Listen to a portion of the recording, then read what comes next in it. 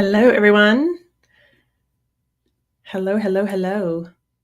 We are going live for a little while to talk about a particular parenting tactic about removing kids' doors. Oh my goodness. If you have not seen, so I'm going live on my Instagram, on YouTube, and in my Facebook community, which is called Let's Raise Emotionally Intelligent Kids. So wherever you are, I want to say hello and thank you for jumping on. And I'm going to dive straight into this because I was getting so agitated yesterday about this parenting tactic that 90% of parents were applauding this parent for suggesting and agreeing that they should take off their child's door, and I was absolutely mortified. So I don't usually reply back to these comments. It was on a local mums group, a Facebook group. Someone had tagged me because the parent who posted was struggling with their 13-year-old's behavior, particularly getting off computer games. He was yelling, lashing out, swearing, slamming doors, not helping with chores, lots of those kind of behaviors. So I have people who often tag me because I'm in the area and I'm in this part of Sydney where my work is international, but I obviously help parents deal with kids' big emotions, support them with their challenging behavior, all of that stuff. So I had a couple of parents tag me, and I don't usually comment on those, but holy moly, the horrendous comments that were, I want to say from well-meaning parents, but so far backward in the outdated old parenting style that we know now is damaging, that we know pushes kids further away from their parents and creates this cycle of like awful behavior, disrespect, yelling. Like some of the parents were saying it was disgusting. Yes, sorry, sometimes I can see who comments, sometimes I can't.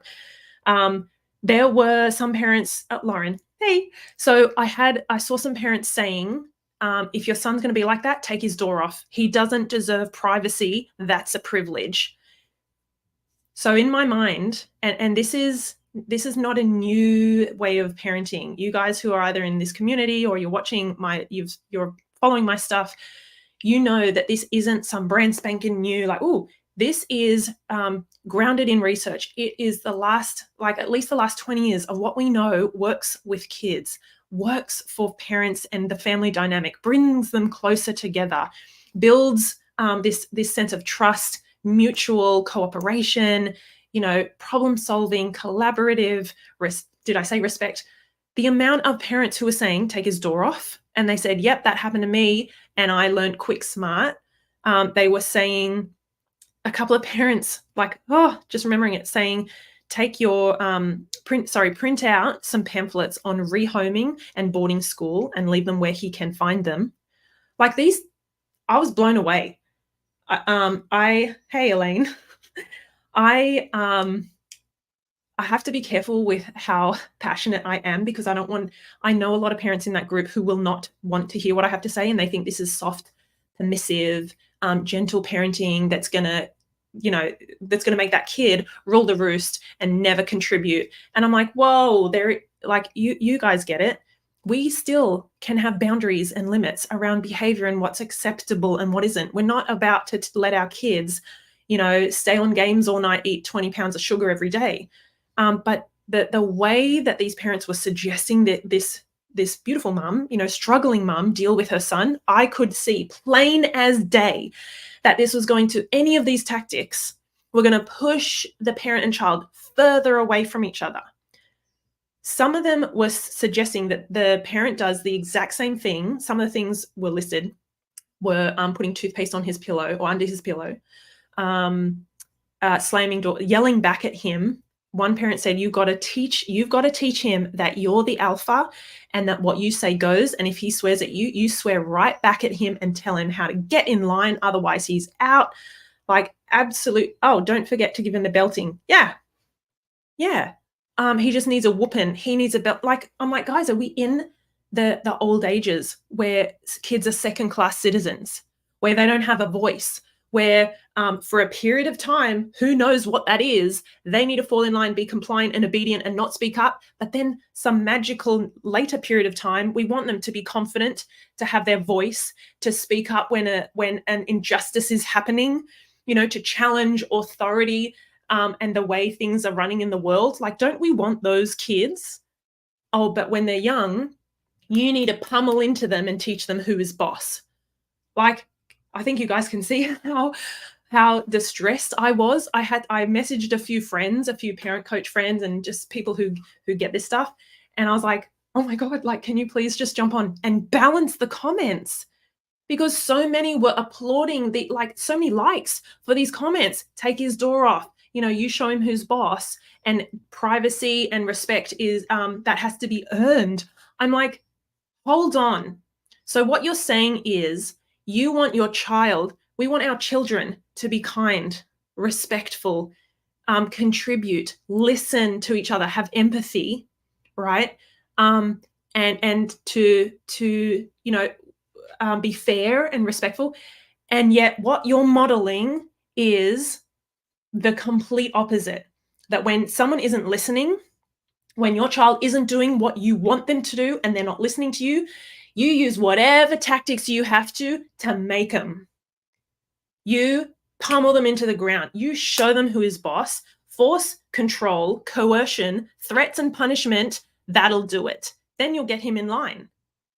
And I'm like, and so when he argues with a friend or a brother or a sibling, and the sibling isn't listening to him or doing what he wants, give me the iPad or give me the remote, what do you think he's going to do? How's he going to solve those problems? How's he going to resolve that conflict? Well, he's going to do what he's learned. It makes no sense to me. And I'm glad that I'm in these communities because you guys get it. Karen, I can see your message of it's old style parenting. I first heard Take the Door Off from a Dr. Phil show many years ago. I'm sure even Dr. Phil wouldn't recommend that anymore. We've evolved for the better. Yeah.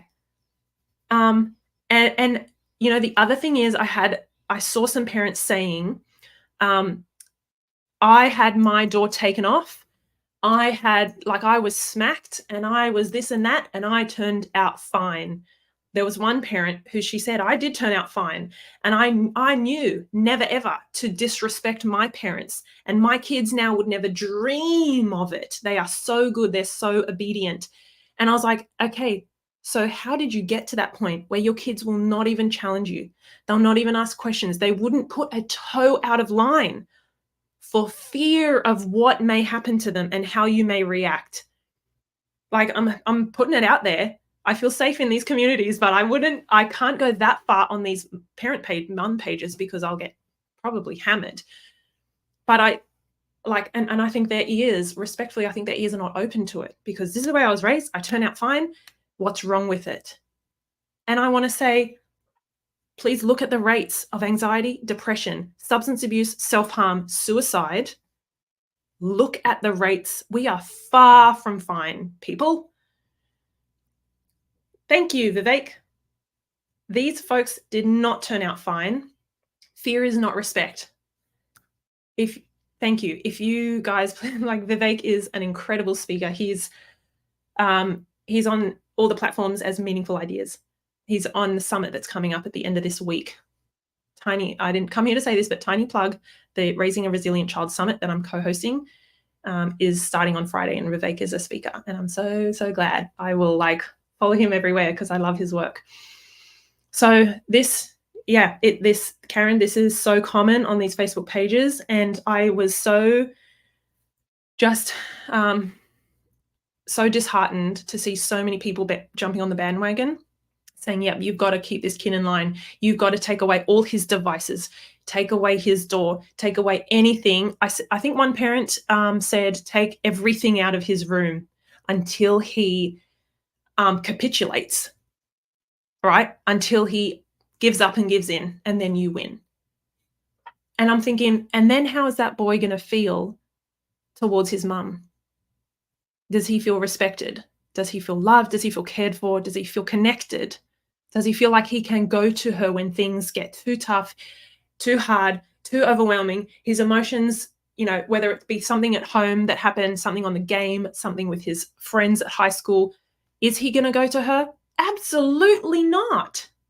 Why would he, when there's the fear or the threat of I'm going to have my stuff taken away from me? Personal belongings. These are not chips to bargain with, right? And I talk very openly about the difference between discipline and punishment. We know, there is oodles of research supporting the fact that punishment only has negative outcomes. It only breeds more aggression. It only breeds more angry, upset, unheard, unseen kids, right? Drives a wedge. Not a scrap of evidence that shows that's beneficial in any way, shape, or form. And yet, when we think about the word discipline, that comes from the word disciple, right? So that's a student or a learner. If we think about Jesus and his disciples, they followed him. They loved him. He loved them. He treated them with respect. He never punished them and sent them away or hurt them, took their belongings. He inspired them. I don't know. I'm being genuine. I don't know that much about Christianity and the religion and things like that. But we can all grasp the idea that a disciple is a student, a learner, a follower, someone who wants to learn from that person, the leader, right? If we want to discipline, i.e. teach our kids, then we got to teach them through love and connection. We want them to hear our words and to heed our words. Think about, so this relationship with a parent and a child, right? It is almost identical. Yes, there are differences. Very similar to a partnership, like a romantic relationship, or think about another relationship like an employee and a boss or a manager, right? Will you listen to that other person? Will you take on board their advice? Will you be cooperative and helpful? Will things flow? If they shame you, yell, take your things away, treat you with such, I don't know, disrespect and contempt, you would be out of there. This is why marriages break. I know I'm being really sweeping it with a big brush. Marriages break up. People quit their jobs, right? It is unsustainable to work with or be in a relationship with anyone who treats you like that. And yet these parents on this parent page were just applauding. Yep, take his door off. Take everything until he learns. You know what he's learning when that happens? What he learns is when I cannot handle getting off my computer, maybe because I'm addicted, some were saying that, maybe he is, I do not know, right? When I can't handle that, when it is too hard, when it is beyond me and I'm overwhelmed and I've overcome, and the anger or the rage or the disappointment or whatever, when that's all too much and I have lost control, I cannot rely on my parents.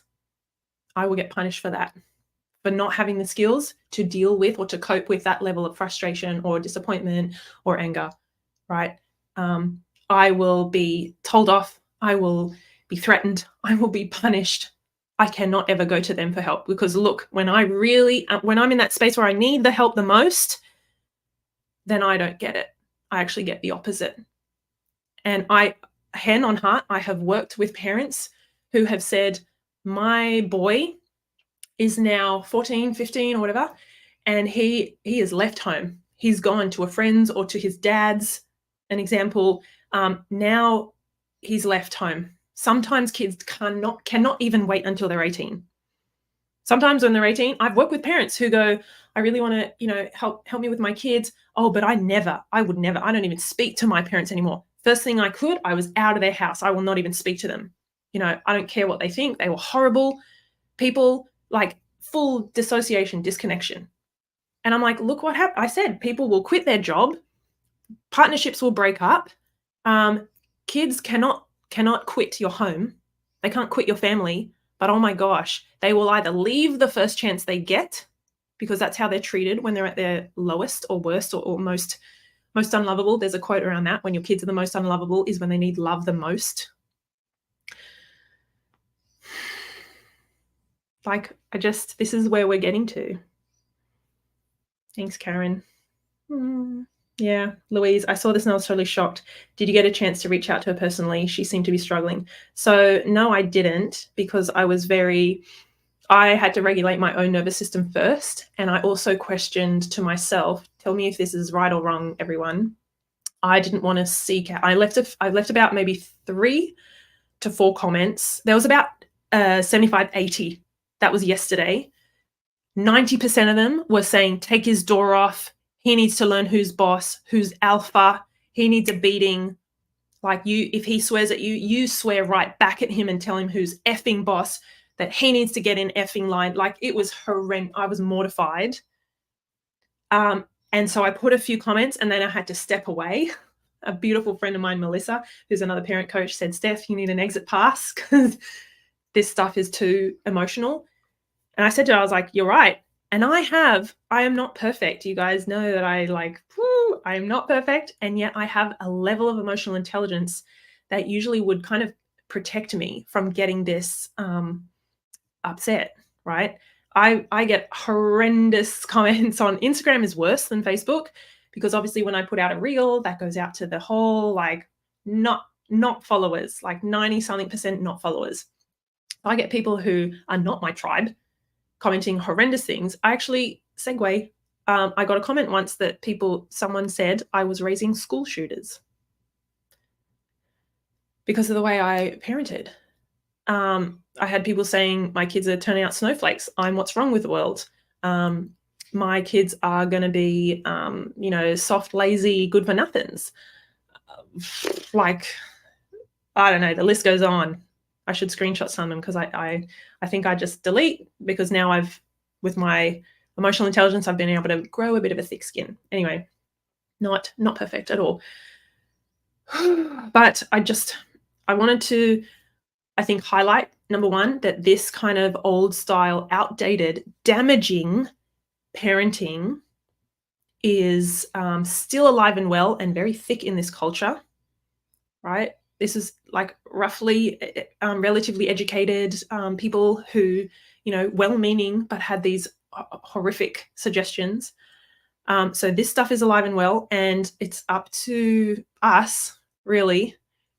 Like, I'm trying to be a voice, and I'm so grateful that you guys are here watching, taking on board and sharing. And like, this has to go out because our kids deserve better. And please let me remind you, I'm not saying we have to be perfect parents. If we get it right half the time, or even less than half the time, we're doing good. But we cannot be seeing our kids as less than, as like mud on the floor that we have to like fix and shape and mold and like, and contain and punish so that they turn out to be, finally something good. Like, no, they're inherently good. They just need some guidance and some discipline, teaching, right? Discipline means teaching, not punishing. And yeah. So thank you so much for, Vivek said he's been hearing these comments for almost 27 years. It's an old script. Thank goodness there's folks like us trying to rewrite that ancient pattern. Yeah, it's ancient and it's still alive and well, right? Yeah. So maybe, you know what, I've got like 2 minutes and I have to go because I actually have parent-teacher interviews at my kids' school today. Maybe let me quickly talk about what to do instead, because I do get a lot of parents who say, yes, this makes sense, and oh, that's so terrible, or now we know what not to do, but what do we do? Can I just put a caveat saying this? Like, I'm going to talk about some ideas here very quickly because I've got to go. But I do want to say this is my life's work and this is how I make my income. I'm going to be totally real with you guys. The way I literally support my family is by doing coaching and running programs and helping parents to know how to do this and apply it for their family. So I can never, I have to stop myself from replying too much and giving too much advice and tips on my DMs and on posts and things. Because number one, it takes way too, I can write way too much because I want to help people, but also I need to honor my time and my value of what I have studied and learned and experienced over like 15 years more, right? So with that, let's tap away before parent-teacher interviews. So with that, I will say, number one, And again, I don't know the background. Maybe the child who is 13 is addicted to computer games. I don't know. Meet him with as much love and compassion and curiosity that this parent could, right? So let's meet our child with compassion and curiosity. That means, okay, it's really hard for him to get off the computers. It's really hard for him to contribute at home. And I get these big emotions. Let's see what is beneath that. Like, what is going on? What's stopping you from jumping off? Is it that you love it so much, or your friends are on all the time? This is the only time you get to chat with them outside of school. That you've been working on reaching this level, and it's taking you a week. Like my son reaches this level, and he's so proud, and he tells us about it. Can we meet that with curiosity? And that might mean taking your child outside of home, like getting him out of that. And that could be hard, but finding a way that's going to connect with him, taking him somewhere one-on-one, to have time to reconnect with him, to show him, to be interested, show interest in the games, even if you're not. I posted a reel a while ago about jumping in to let a game. Like, I jumped in and let my son teach me, I think it was Fortnite or something. Like, if we want our kids to listen and hear us and what we say, then we have to do that to them first, right? It can't just be one way. So hear him out, build that connection back with him, build that trust, ask him, I know that you love this and I want to honor that. I'm not saying we can never have it, don't threaten your kids with that. But also, we do need to get a couple of things done around the house. I do want to have you spend time with us for some dinners. We want to see you. Like, how can we make that work? We need ideas. What's a balance, right? So I can't say more because I don't know the specific situation. And also, I have my kids' parent-teacher interviews.